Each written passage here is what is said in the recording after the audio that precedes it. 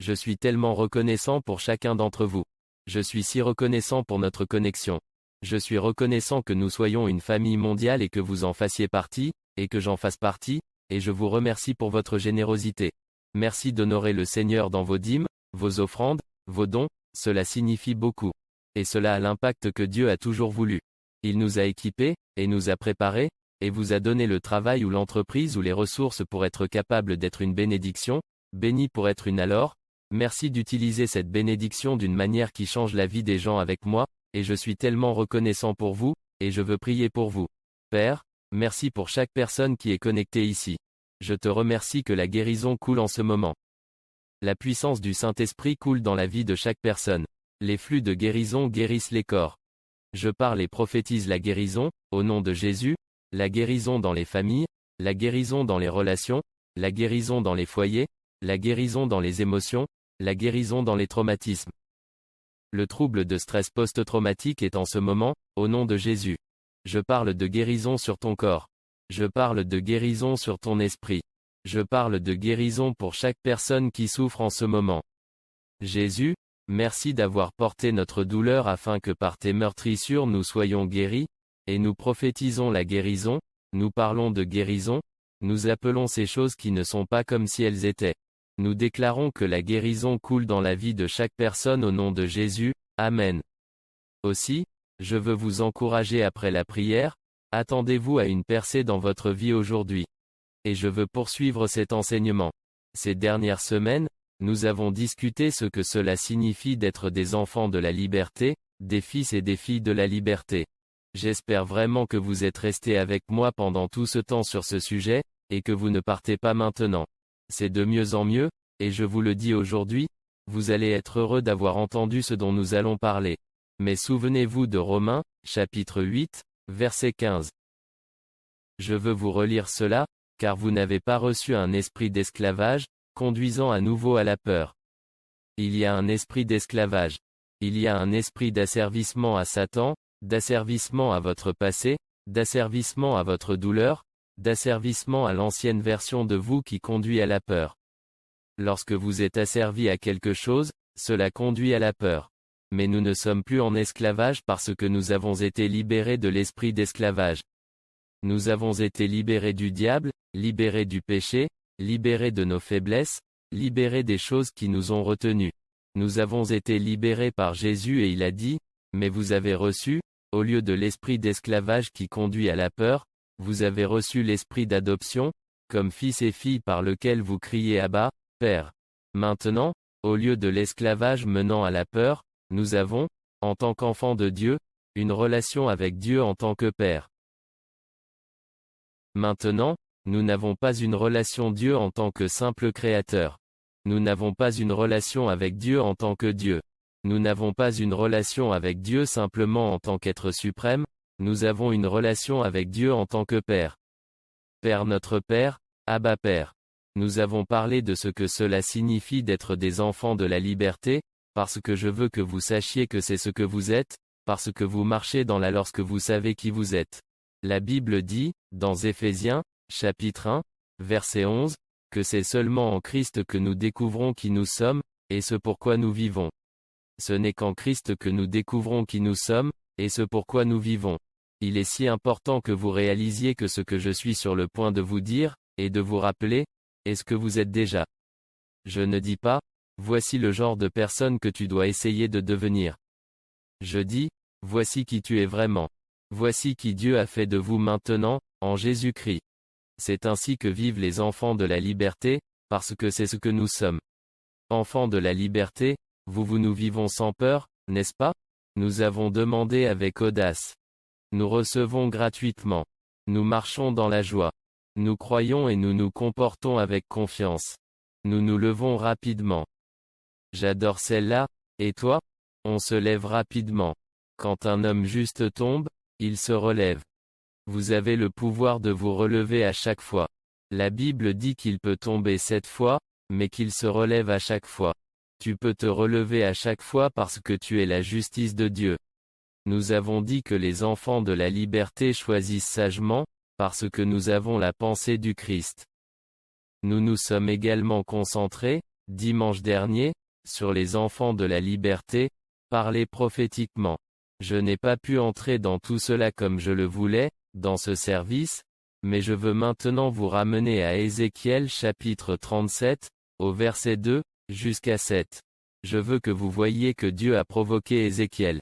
Dieu m'a fait passer au milieu de cette vallée d'ossements desséchés, et il y en avait beaucoup, et ils étaient très secs. Et alors Dieu a parlé à Ézéchiel et a dit, Fils de l'homme. Maintenant, nous parlons d'être des fils et des filles de Dieu, non? Ézéchiel n'était qu'un fils d'homme. Nous sommes des fils de Dieu. C'était un prophète de Dieu, mais c'était un fils de l'homme. Nous sommes des fils et des filles de Dieu. Nous ne sommes pas seulement nés de notre père et de notre mère, nous sommes nés de nouveau de Dieu, et nous sommes maintenant ses enfants, nous sommes ses fils et ses filles, mais voyez, il a même dit à Ézéchiel, qui n'est qu'un fils de l'homme, maintenant, cela vous montre, s'il a autant de pouvoir, vous avez encore plus de pouvoir. Fils de l'homme, ces os peuvent-ils vivre? Et j'ai répondu au Seigneur. Écoutez ce qu'il dit. Il dit, ô Seigneur, Dieu, tu sais. Dieu demande à Ézéchiel, est-ce que ces os peuvent vivre, ces ossements secs, peuvent-ils vivre? Et Ézéchiel devient soudainement très religieux et s'en remet à Dieu. Ô Seigneur Dieu, je ne sais pas, toi seul le sais. Mais, écoutez ce que Dieu a dit. N'est-ce pas ainsi que nous parlons à Dieu parfois?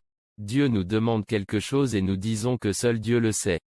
Est-ce que Dieu veut que ma vie s'améliore? Seul Dieu le sait. Ma vie va-t-elle être guérie? Seul Dieu le sait. Est-ce que je vais m'en sortir?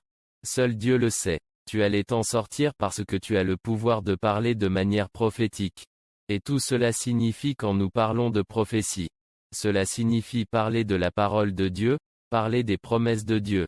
Et ces mots commencent à se former et à changer votre monde. La Bible dit dans Hébreux chapitre 11, verset 3, que Dieu a formé le monde, il a encadré le monde par ses paroles. Il est dit que, par la foi, nous comprenons que les mondes ont été formés. Dans la nouvelle Bible du roi Jacques, il est dit qu'ils ont été formés par la parole de Dieu, de sorte que les choses que l'on voit n'ont pas été faites de choses visibles. Comprenez ceci. Il dit, par la foi, nous comprenons que le monde a été créé. C'est un mot de construction, quand il utilise le mot, encadré, ici. Cela signifie construire un bâtiment. C'est le même mot qui est utilisé pour construire quelque chose. Et il dit que les mondes ont été construits par la parole de Dieu. Ainsi, ce que nous voyons, les choses que nous voyons, n'ont pas été faites de choses visibles ou vues. Les choses que nous voyons maintenant ont été faites de paroles que Dieu a prononcées. Dieu a construit le monde avec des mots. Je vous le dis maintenant, vous avez le pouvoir de construire un monde de joie avec vos mots, de construire un monde de foi avec vos mots, de construire un monde d'espoir avec vos mots, de construire un monde de guérison, de construire un monde de famille avec vos mots, de construire un monde d'abondance avec vos mots. Alors Dieu l'a fait, et il nous a donné le pouvoir de prophétiser, non? Rappelez-vous dans les Actes, chapitre 2, verset 17. Je veux le relire. Puis nous reviendrons à Ézéchiel et nous continuerons. Dans Actes, chapitre 2, verset 17, il est dit qu'il arrivera dans les derniers jours, dit Dieu, que je répandrai mon esprit sur toute chair, et ensuite il dit, tout le monde va goûter à l'esprit. Tout le monde va avoir l'esprit de Dieu qui les touche, mais les fils et les filles vont prophétiser. Vous n'êtes pas seulement de la chair, vous êtes un fils ou une fille de Dieu et vous prophétiserez. Et qu'est-ce que cela signifie? Vous devez encadrer votre monde avec vos mots. Vous pouvez encadrer votre monde avec vos mots, tout comme Dieu a encadré son monde avec ses mots. Nous sommes faits à son image, et comme il est, nous sommes aussi dans ce monde. Réalisez-vous combien de pouvoir vous avez? Si vous regardez dans Ézéchiel, Dieu nous donne tant de pouvoir. Il nous demande, au verset 3 d'Ézéchiel 37, si ces os peuvent vivre. Il nous demande, est-ce que ces os peuvent vivre? Il nous demande, est-ce que votre corps peut se rétablir? Il nous demande, pouvez-vous atteindre ce lieu de percée et de bénédiction en abondance? Cela dépend de nous. Dieu nous a donné le pouvoir. Dieu nous a donné la victoire.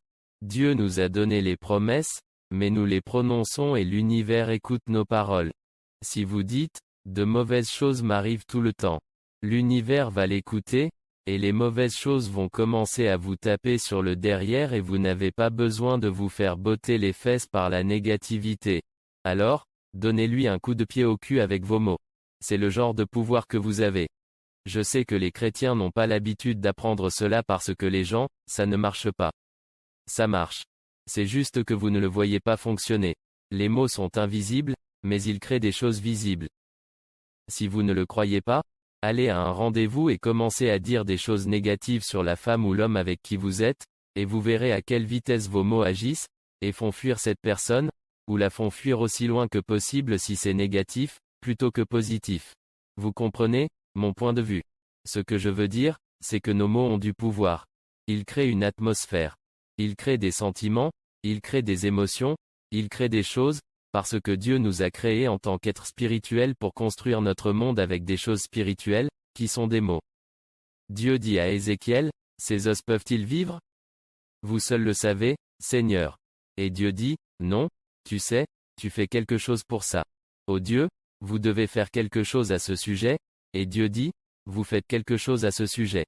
Dieu, tu dois dire à ces os de vivre et Dieu dit, « Non tu dis à ces os de vivre. » Il lui dit, « Prophétise sur eux et dis, voici, comme tu dis, comme tu prophétises sur ces choses, dis-leur, ô semences secs, écoutez la parole du Seigneur. » Cela peut sembler fou à certaines personnes, mais c'est exactement ce qu'Ézéchiel a fait, et c'est exactement ce qui est arrivé. Dis à ces ossements secs, prophétise-leur. Ossements secs, écoutez la parole du Seigneur. Ainsi parle le Seigneur, votre Dieu, à ces os. Nous n'inventons pas d'histoire lorsque nous parlons des promesses de Dieu. Dieu l'a déjà promis. Ainsi, lorsque vous le dites, vous ne le nommez pas et ne le revendiquez pas. Vous n'essayez pas d'inventer des choses. Vous prenez les promesses de Dieu, et vous donnez une voix à ces promesses. Ensuite, l'univers commence à répondre à la voix de ces promesses, et les anges commencent à répondre à la voix de ces promesses. Nous voyons dans le psaume 103, verset 20, la Bible dit que l'ange du Seigneur écoute la voix de sa parole, la voix de la parole de Dieu, pas seulement la voix de Dieu. Mais eux, les anges, obéissent à la voix de sa parole. Lorsqu'ils entendent la parole de Dieu sortir de ta bouche, les anges se mettent au travail en ton nom. Retour à Ézéchiel. Il dit, dites à ces os, prophétisez-leur et il dit, je vais le prendre de là, dit le Seigneur Dieu, à ces os. Il dit exactement ce qu'il lui dit de dire. Il le dit, dites ce que Dieu dit, voici que je vais faire entrer un souffle en vous pour que vous preniez vie. Je vais mettre de la chair sur vous. Elle repoussera sur toi, te couvrira de peau et mettra en toi un souffle, afin que tu vives, et tu sauras que je suis le Seigneur. J'ai prophétisé comme on me l'a comme je prophétisais, il y eut un bruit, et voici, un cliquetis et les os se rapprochèrent, os contre os. Verset 8, il poursuit en disant, regardez ce qui se passe, et je regardais et voici que la chair poussa et la peau les recouvrit, mais il n'y avait pas de souffle en eux. Prophétise sur le souffle, ce qui n'est pas là, prophétise-le pour qu'il soit là, prophétise le souffle, prophétise, fils de l'homme. Ainsi parle le Seigneur Dieu, sors, viens des quatre vents, souffle, et souffle sur ces morts, afin qu'ils reviennent à la vie. J'ai prophétisé comme il me l'a ordonné, et le souffle est entré en eux, et ils sont revenus à la vie, et se sont tenus sur leurs pieds, une armée extrêmement grande. Vous voyez, lorsque vous commencez à parler des promesses de Dieu, ces promesses commencent à se lever et à devenir une armée qui se bat en votre faveur. Ces promesses commencent à tenir debout. Ces promesses commencent à marcher vers vos problèmes. Ces promesses commencent à faire leur travail comme une armée puissante, extrêmement grande, pour vaincre ce qui est en face de vous, à qui vous parlez. Quelle que soit cette montagne. Quelle que soit cette maladie. Les enfants de la liberté. C'est ainsi que nous vivons. Nous parlons de manière prophétique, car nous connaissons les promesses de Dieu. Nous parlons de manière prophétique parce que nous savons que Dieu a fait de nous des fils et des filles, et que nous avons ce pouvoir. Si vous comprenez cela, vous ne pourrez pas être arrêté dans votre vie. Pensez-y. Dieu n'a pas dit, écartez-vous, laissez-moi prophétiser à ces os. Il a dit que tu prophétisais, il lui a dit quoi dire, mais c'est Ézéchiel qui a parlé. Dieu nous a dit quoi dire. Toutes les promesses de Dieu sont oui et amen en Christ, non? Si vous voulez avancer dans la vie, parlez à votre situation et dites-lui. Ce que Dieu dit. Bonjour corps, par ces meurtrissures, tu es guéri. Bonjour les finances, mon Dieu, pourvoira à tous mes besoins, ainsi tu grandis. Je vous ordonne de grandir. Je vous ordonne d'augmenter, de commencer à parler comme ça.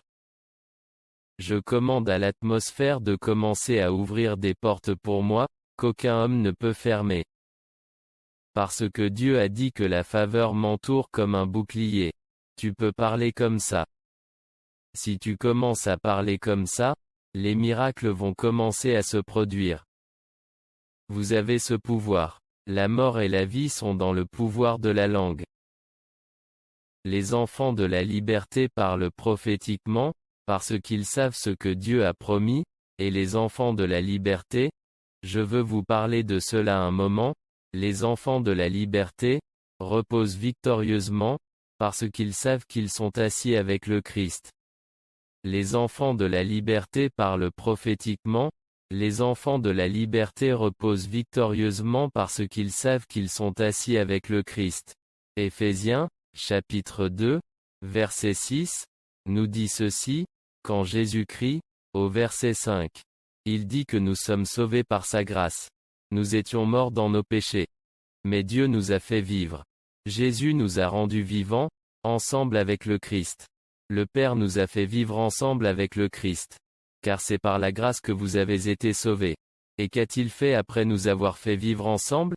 Il nous a ressuscités ensemble, et nous sommes donc morts avec le Christ sur la croix. Nous avons pris vie. Lorsque Jésus-Christ est ressuscité, nous sommes devenus vivants avec lui, puis il nous a ressuscités avec lui. Il nous a ressuscités avec lui, et nous a fait asseoir avec lui, dans les lieux célestes, dans le Christ Jésus. Que sont les lieux célestes? Ce sont les lieux, l'environnement où l'autorité opère. Les lieux célestes sont ceux où les démons opèrent. Les lieux célestes sont ceux où opèrent les anges. Ce n'est pas le paradis. Il parle des lieux célestes entre la terre et le ciel. C'est dans les lieux célestes que se déroule le combat spirituel. Lorsque nous parlons de la parole de Dieu, lorsque nous agissons dans l'abondance de la grâce et du don de la justice, nous régnons dans ces lieux célestes. Nous régnons sur les démons de la peur, de l'anxiété, de l'inquiétude, de la maladie. Nous avons été assis avec le Christ. Par conséquent, nous nous reposons victorieusement. Le repos parle d'être assis, l'assise parle de repos, nous sommes assis avec lui dans les lieux célestes dans le Christ Jésus. Nous ne sommes pas assis dans un endroit où nous regardons pour voir si nous la victoire un jour. Nous sommes assis sur le siège de la victoire avec Jésus. C'est ce à quoi vous avez droit, car vous êtes un fils ou une fille de Dieu. Si quelqu'un croit en Jésus, il devient enfant de Dieu. Il l'a dit dans Jean chapitre 1, au verset 12, à tous ceux qui le reçoivent, il a donné le droit de devenir enfant de Dieu, même à ceux qui croient en son nom. C'est une promesse. À tous ceux qui l'ont reçu, il a donné le droit de devenir enfant de Dieu, même à ceux qui croient en son nom. Simplement en croyant en son nom, vous êtes un enfant de Dieu, et vous avez le droit de parler prophétiquement. Vous avez le droit de vous reposer victorieusement. Je veux vraiment que vous compreniez que cela signifie de se reposer victorieusement. La Bible dit que, parce que nous sommes assis avec le Christ dans les lieux célestes, nous avons déjà la victoire. Nous ne cherchons pas à obtenir la victoire. Nous l'avons déjà. Nous n'essayons pas d'obtenir la victoire sur la peur, la victoire sur l'anxiété, la victoire sur la maladie, la victoire sur le péché. Nous avons déjà la victoire, et tout ce que nous avons à faire est de croire, croire, croire, par la foi. La Bible dit dans 1 Jean 5, 4, c'est la victoire qui vainc le monde, notre foi. C'est la victoire qui a vaincu le monde, notre foi. En quoi consiste notre foi? Notre foi est dans la présence de Dieu. Le psaume 23, verset 4, dit que nous marchons dans la vallée de l'ombre de la mort. Nous ne craignons aucun mal car tu es avec moi. Ma foi est dans la présence de Dieu. Il est avec moi. Ma foi est dans la promesse de Dieu. Il dit oui à cela, dans 2 Corinthiens 1, 20, ma foi est en sa présence. Il est avec moi. Ma foi est dans sa promesse. Il a dit oui à toutes ses promesses, et ma foi est dans sa puissance. La Bible dit que nous avons ce trésor, cette puissance, dans des vases d'argile, la puissance du Saint-Esprit vit en moi. Vous avez du pouvoir, le pouvoir de Dieu qui vit en vous dans ce vase d'argile. Le pouvoir de vivre, le pouvoir de parler, le pouvoir de créer, le pouvoir de prier, le pouvoir d'avoir la paix, le pouvoir d'avoir la joie, le pouvoir d'être d'accord, le pouvoir de faire confiance à Dieu, le pouvoir de vaincre, le pouvoir de se relever, le pouvoir de marcher sans peur, le pouvoir de prier victorieusement, le pouvoir de marcher dans la joie, le pouvoir de recevoir librement, le pouvoir de croire avec confiance, le pouvoir d'aller vers Dieu à tout moment en votre nom pour recevoir sa miséricorde et sa grâce dans votre temps de besoin. C'est le genre de pouvoir que vous avez. Quand vous êtes un enfant de Dieu, vous êtes puissant. Quand vous savez, vous êtes un enfant de Dieu, et vous savez quel pouvoir vous avez, vous êtes inarrêtable. Voici, je vous donne le pouvoir. Dans Luc chapitre 10, verset 19, de marcher sur les serpents et les scorpions et sur toute la puissance de l'ennemi, sur toute la puissance de l'ennemi. Il nous a donné, à vous et à moi, l'autorité sur toute la puissance de l'ennemi. Combien de pouvoir cela laisse-t-il à l'ennemi? Aucun. Combien de pouvoir cela laisse-t-il pour vous et moi? Tous. Et combien cela laisse-t-il au diable? Aucun. Combien cela nous laisse-t-il? Tout. Et rien ne vous blessera. Si vous commencez à parler comme ça, à marcher comme ça, à penser comme ça, les démons marcheront à reculons. La maladie marchera à reculons. Des portes s'ouvriront qu'aucun homme ne pourra fermer. C'est la puissance que vous avez en Jésus-Christ. Vous avez été établis comme une royauté auprès de Dieu.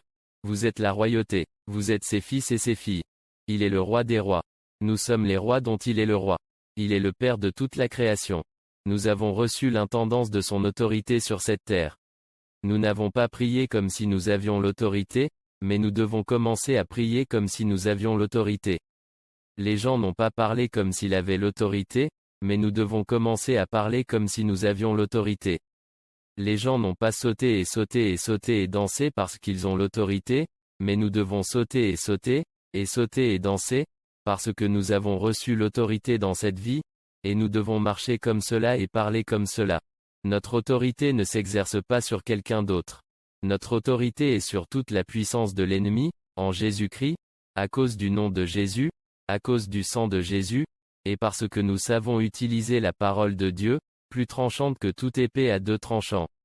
Nous savons parler de la vie, parler des promesses de Dieu. C'est en cela que consiste notre foi. Notre foi est dans la présence de Dieu. Notre foi est dans la promesse de Dieu. Notre foi est dans la puissance de Dieu. Les enfants de la liberté vivent, se reposent, victorieusement. Nous vivons victorieusement, nous nous reposons victorieusement. Nous ne nous battons pas pour essayer de faire en sorte que Dieu tienne ses promesses. Nous lui faisons confiance. Il a fait la promesse, et il va la tenir. C'est ce que font les enfants de la liberté. Les enfants de la liberté parlent de manière prophétique. Les de la liberté se reposent victorieusement. Regardez ce que ça dit. Je ne veux jamais que nous oublions ce puissant verset de l'Apocalypse, chapitre 1, verset 5. Il est dit qu'il nous a aimés, versets 5 et 6, Jésus, le premier-né d'entre les morts dans la nouvelle Bible King James, dit qu'il nous a aimés, à celui qui nous a aimés, et ensuite il nous a lavés de nos péchés dans son propre sang, et ensuite il a fait de nous des rois et des prêtres à son Dieu et Père. À lui la gloire et la domination pour les siècles des siècles. Je veux que vous réfléchissiez à ceci. C'est un passage de la Bible que j'applique chaque jour de ma vie. Je veux que vous viviez en fonction de cela chaque jour de votre vie et que vous ne l'oubliez jamais. Faites-en le fondement sur lequel vous construisez votre vie quotidienne. Il nous a aimés. Regardez ce qui est dit au verset 5, à celui qui nous a aimés. Numéro 1. Il nous aimait. Numéro 2. Il nous a lavés de tous nos péchés dans son propre sang. Et numéro 3. Il nous a créés. Numéro 1. Il nous a aimés. C'est ce qu'il ressent pour nous. Numéro 2. Il nous a lavés. C'est ce qu'il fait pour nous. Et numéro 3. Il nous a fait. C'est ce qu'il fait de nous. Il a fait de nous des rois et des prêtres. Il nous a aimés en premier. Et puis il nous a lavés, et puis il de nous des rois et des prêtres. Nous sommes Romains, chapitre 5, verset 17, dit, par l'abondance de la grâce et le don de la justice, nous régnons, nous régnons, nous régnons. La Bible amplifiée dit, Nous régnons comme des rois dans la vie. Parce que c'est ce qui est traduit. Nous régnons comme des rois dans la vie, pas comme des rois sur les autres, comme des rois sur la peur, comme des rois sur l'inquiétude, comme des rois sur la maladie, comme des rois sur la prière exaucée. Lorsque vous apprenez à régner comme un roi, les rois servent les autres, les rois bénissent les autres, les rois et les prêtres, n'est-ce pas? Les rois ont l'autorité, les prêtres donnent leur bénédiction. Nous sommes donc appelés dans cette vie à exercer notre autorité sur l'ennemi, notre autorité sur le diable, notre autorité sur la peur, notre autorité sur l'anxiété ou tout ce qui vous tracasse. La maladie, le mal, la pauvreté, le manque. En tant que roi, nous exerçons notre autorité sur ces choses, et en tant que prêtres, nous bénissons les autres par nos paroles. Nous bénissons les autres avec des cadeaux. Nous bénissons les autres, nous sommes bénis pour être une bénédiction. Et un prêtre donne une bénédiction. Le prêtre donne la bénédiction. Les rois libèrent l'autorité, ils exercent l'autorité. Les prêtres exercent la bénédiction et libèrent la bénédiction. Vous comprenez que vous êtes ces deux choses en Christ. Vous êtes un roi pour exercer une autorité sur les insécurités, les insuffisances et les infériorités que vous ressentez, que le diable essaie de vous faire ressentir, cet esprit. Un rejet. Vous avez l'autorité sur cela. Exercez votre autorité par vos paroles. Vous avez l'autorité pour bénir les quelle que soit la bénédiction ou les bonnes choses que vous dites sur les gens, vous libérez la bénédiction dans leur vie. Parlez sur votre famille, la bénédiction, parlez sur votre corps la bénédiction, parlez sur vos finances la bénédiction, parlez sur vos ennemis la bénédiction, parlez sur les gens qui sont contre vous, parlez sur eux la bénédiction parce que nous ne fonctionnons pas au niveau de l'abaissement de notre soi pour combattre ce qu'ils disent et combattre ce qu'ils nous font, ou ce qu'ils essaient de nous faire, ou de dire sur nous. Nous agissons à partir d'une position assise en Jésus-Christ. Nous n'agissons pas dans les lieux célestes où nous luttons et peinons avec toute la négativité de la vie. Nous sommes assis avec le Christ dans les lieux célestes, et nous vivons de ce lieu. Nous vivons depuis un lieu d'autorité. Aujourd'hui, de quoi avons-nous parlé? Les enfants de la liberté parlent de manière les enfants de la liberté reposent victorieusement. Et enfin, je veux partager avec vous aujourd'hui les enfants de la liberté. Donnez généreusement. Les enfants de la liberté donnent généreusement. J'aime ce qui est dit dans Proverbe 11, chapitre 11, verset 24 de la Bible du Message. Le monde des généreux devient de plus en plus grand. Savez-vous que Dieu a un monde plus grand, un impact plus grand, pour vous? Vous ne pouvez pas avoir un impact plus important sans générosité. La générosité est ce qui vous permet d'avoir un impact plus important, la générosité, pas l'avarice, pas le de prendre, pas d'essayer d'obtenir, mais le fait de savoir que vous êtes béni pour être une bénédiction, sachant que la générosité est l'esprit sur lequel Dieu opère. C'est l'esprit dans lequel Dieu opère. Dieu a tellement aimé le monde qu'il a donné. L'amour crée la générosité, et nous sommes tellement aimés de Dieu. Il a été si généreux avec nous, et nous vivons simplement de cette façon maintenant. La Bible dit dans Éphésiens 5 verset 1, « Soyez les imitateurs de Dieu ». Et qu'est-ce que Dieu? La première caractéristique de Dieu, par-dessus tout, c'est sa générosité. Sa générosité, Dieu a tellement aimé le monde qu'il a donné. J'aime ce verset de la Bible du Message. Il dit, le monde des généreux devient de plus en plus grand, le monde des avares devient de plus en plus petit, et puis il dit au verset 25, celui qui bénit les autres est abondamment béni, ceux qui aident les autres sont aidés. Quelle belle image de la façon dont vivent les enfants de Dieu, les enfants de la liberté. C'est ainsi que nous vivons. Nous parlons de manière prophétique, nous nous reposons et vivons victorieusement, et nous souvent, les prédicateurs ont essayé d'obtenir, plutôt que d'habiliter les gens à donner, et d'enseigner aux gens comment Dieu vous a fait. Vous êtes généreux. Vous êtes fait de cette façon parce que vous êtes fait à l'image de Dieu, mais nous ne devons pas avoir peur de la générosité. Nous n'essayons pas d'inciter davantage de personnes à être généreuses, afin de pouvoir payer plus de factures ou prendre soin de nous. Je crois que c'est par le don et la générosité que nous faisons passer l'Évangile. C'est ainsi que nous prenons soin de ceux qui souffrent. C'est la façon dont nous prenons soin de ceux qui souffrent. C'est ainsi que nous prenons soin des personnes brisées. C'est la façon dont nous prenons soin du monde, dont nous transmettons le message au monde, dont nous apportons de l'amour et de la nourriture pratique, et dont nous aidons le monde qui souffre. Nous vivons dans un monde plein de souffrance. Nous ne savons pas ce qu'est la souffrance, nous connaissons la souffrance à un certain degré dans chacune de nos vies, mais nous n'avons aucune idée de la façon dont le monde, qui souffre vraiment sans liberté, existe, et de la façon dont il est opprimé par ses gouvernements, et il est opprimé par des ennemis maléfiques qui ne croient pas à la libération de la liberté, mais qui croient à la nécessité de maintenir les gens en esclavage et en captivité, afin qu'ils puissent être mieux lotis en opprimant les autres. Et ce n'est pas la voie de Dieu. La voie de Dieu consiste à bénir les autres, à les libérer et à leur donner du pouvoir, et non à les opprimer et à leur retirer c'est redonner le pouvoir aux mains du peuple. C'est ainsi que Dieu est. C'est ainsi que nous devons être en tant qu'enfants de Dieu, enfants de la liberté. C'est ce que nous sommes. Amen. J'aime ce verset des Proverbes. 19, verset 17. Celui qui est généreux envers les pauvres, prête au Seigneur, et le Seigneur lui rendra son geste. Et un autre verset que je veux partager avec vous alors que nous terminons, et je veux vous demander de participer à la générosité en ce moment, et je vais vous dire à quoi il sert. Dans le Deutéronome, 15, 7, verset 8. S'il y a un pauvre parmi vos frères. Remarquez, nous sommes une famille, s'il y a un pauvre parmi vos frères, dans l'une des portes du pays que le Seigneur, votre Dieu, vous a donné, alors vous ne devez pas endurcir votre cœur ou fermer votre main à votre pauvre frère. Au contraire, il dit, au verset 8, ouvre-lui largement ta main, et prête-lui volontiers de quoi subvenir à ses besoins, tout ce dont il a besoin. Il ne s'agit pas d'être un banquier où l'on prête. Il s'agit de prêter, en donnant généreusement, et d'apporter son soutien en donnant généreusement. Il ne s'agit pas de se faire rembourser. Il s'agit du fait que Dieu sera celui qui vous le rendra lorsque vous aiderez les pauvres. En conclusion, je veux prier pour tous ceux qui voudraient recevoir Jésus-Christ comme Sauveur et Seigneur, nous allons prier pour vous dans un moment. Je prierai pour tous les autres besoins que vous avez. Mais avant de faire ça, je veux vous rappeler que nous avons une église. Et certains d'entre vous le savent déjà.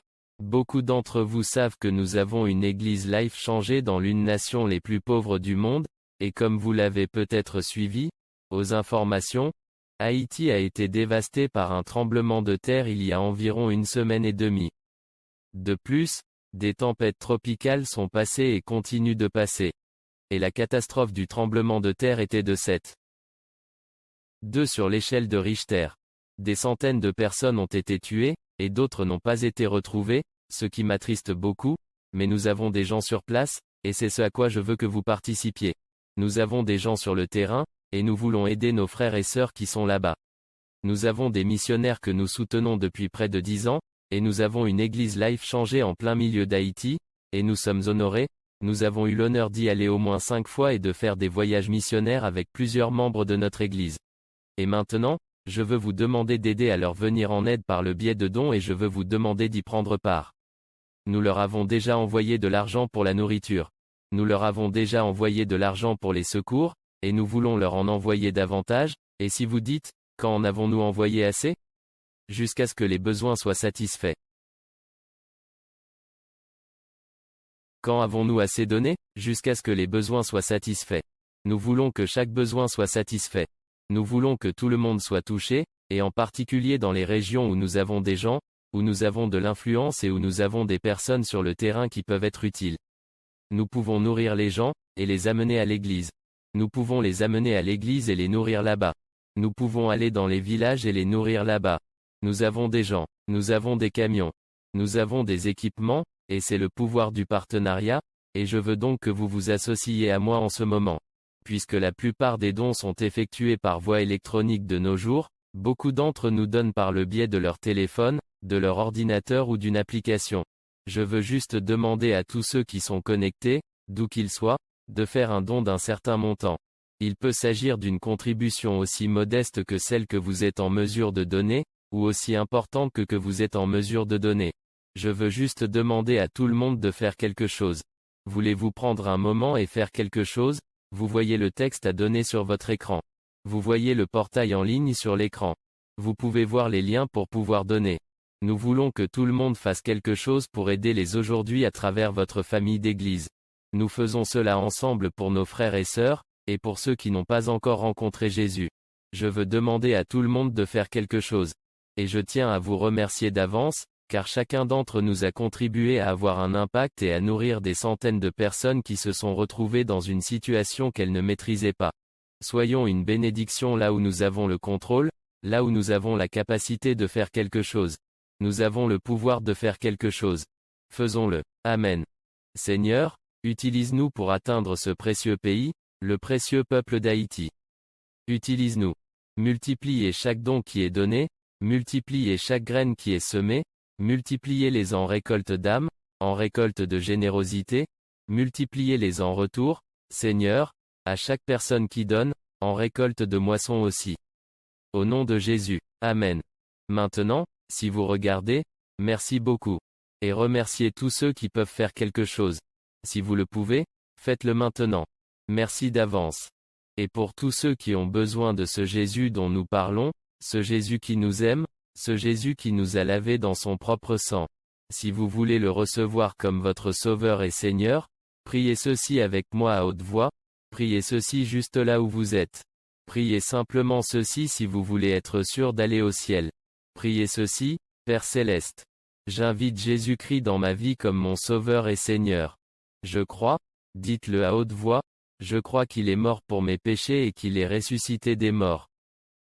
À partir de ce moment, je suis un enfant de Dieu, je crois en son nom et je sais que j'ai des droits en tant qu'enfant de Dieu. J'ai les droits d'un enfant de la liberté, au nom de Jésus. Amen. Maintenant, dites-moi si vous avez fait cette prière. Dites-moi que vous avez prié ça aujourd'hui, rejoignez-moi. Le lien est sur votre écran. J'ai un cadeau pour vous. Le livre Le pouvoir d'une nouvelle vie. C'est absolument gratuit. Vous pouvez le partout dans le monde, faites-le maintenant. J'ai hâte de vous voir à notre prochain service. C'est comme ça que tu grandis. Sois membre d'une église, restez en contact. Restez connectés, et restons ensemble, et tout ira bien. Je vous verrai à notre prochain service. Dieu vous bénisse.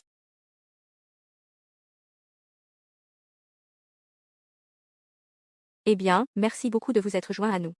Nous avons passé un très bon moment avec vous. Vous étiez bruyants dans les chats et vous nous avez rendus fiers. Et si vous voulez être plus connecté à notre communauté, c'est très facile. Ne vous inquiétez pas si vous n'êtes pas dans la région. Nous avons des opportunités globales où vous pourriez servir, rejoindre un groupe de vie. Nous nous réunissons tout au long de la semaine. Nous voulons rester connectés, il suffit de visiter notre page de connexion. C'est génial, facile à utiliser, convivial. Et nous vous verrons dans moment à 19h mercredi. Donc assurez-vous d'être à l'écoute pour ça. Vous ne voudrez pas le manquer. Nous vous aimons. Nous vous verrons la semaine prochaine. Paix.